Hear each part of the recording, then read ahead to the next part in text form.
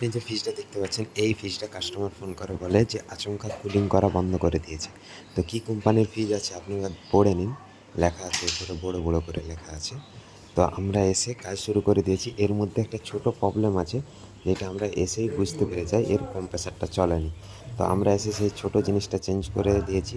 Change করে দেওয়ার পর দেখুন যে এম্পিয়ার নিচ্ছে 0.3 এম্পিয়ার নিচ্ছে। তো কম্প্রেসারটাও চলছে, কম্প্রেসারটা হাত দিয়ে দেখে নিলাম, কম্প্রেসারটাও চলছে। আর কীটা চেঞ্জ করেছি সেটাও আপনাদেরকে দেখাবো। এই দুটো ছোটো জিনিস, এগুলোকে কী বলে আপনারা কমেন্ট বক্সে জানান যে এই দুটো জিনিসকে কী বলে।